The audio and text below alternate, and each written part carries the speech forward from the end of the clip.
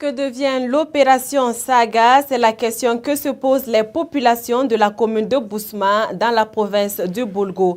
Elles s'inquiètent de l'installation tardive de la saison agricole. Les précisions dans ce bulletin. Risque d'affrontement entre populations dans les vallées de la Volta. Habitants et propriétaires terriens sont à couteau tiré. Les détails dans un instant.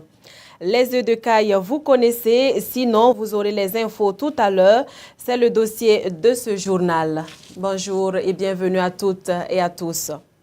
Les populations de la commune de Bousma dans la province du Boulgou s'inquiètent de l'installation tardive de la saison agricole. À mi-juillet, beaucoup de paysans n'ont pas encore fini de semer et pire, certains n'ont même pas encore commencé à semer à cause du manque de pluie. Ce qui inquiète le chef de canton de Boussouma, il invite les autorités à faire recours à l'opération Saga faite il y a quelques années. Il s'explique ici au micro de Siblina Kelsey.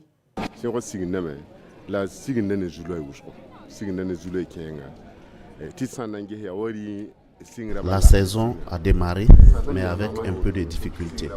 C'est comme l'année passée. Dans certains coins, on n'a pas encore sémé. D'autres ont déjà sémé, mais il n'y a pas de pluie. Mais cette année, ça ressemble à l'année dernière. Parce que ici dans le Kourouyogo, on n'a pas bien récolté puisque la saison n'était pas bonne. Cette fois-ci, ça a démarré un peu bien, mais il y a quelques jours, la pluie s'est arrêtée. Il n'y a plus de pluie. On prie Dieu parce qu'on ne peut pas dire actuellement qu'on a tout perdu.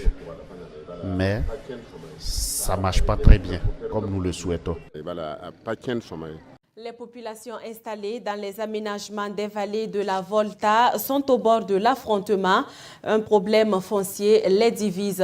Le chef de l'État, lors de son passage à l'émission 5 minutes pour comprendre de Savane Média, affirmait qu'il revenait au gouvernement de résoudre ce problème foncier qui oppose les habitants aux propriétaires terriens dans la zone de Moktedo, dans la province du Ganzourgo. Le rappel de Jean-Arnaud Sawadogo. L'aménagement et la mise en valeur des vallées des Volta s'inscrivent dans le cadre d'une vaste opération de colonisation agricole qui a vu le jour en 1973.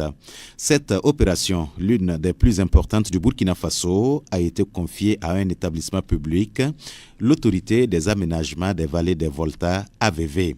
L'occupation du sol avait été menée de façon rationnelle avec une définition du secteur d'activité principale, zone agricole, zone pastorale, réserve forestière et programme de reboisement. Linoguin, Bané, Moktedo, Kaïbo Sud, Wayalguin ou Mankarga sont des noms qui rappellent ce projet. Mais depuis un certain moment, des populations installées par l'État dans ces zones dans le cadre du projet AVV sont sommées de quitter les lieux par des habitants riverains qui se réclament propriétaires terriens. Nous apprenons que ces derniers jours, la menace devient de plus en plus importante et les risques d'affrontement se font de plus en plus sentir. Le gouvernement qui est au courant de cette affaire est donc interpellé.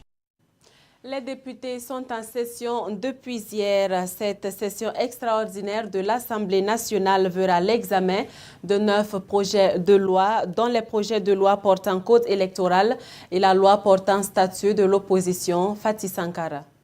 À l'ouverture de cette session extraordinaire, le président de l'Assemblée nationale a exhorté les députés à transcender les appartenances politiques et à ne voir que l'intérêt général pendant ces 15 jours de session. Nous devons davantage transcender nos divergences politiques et nos ambitions personnelles pour privilégier l'intérêt général.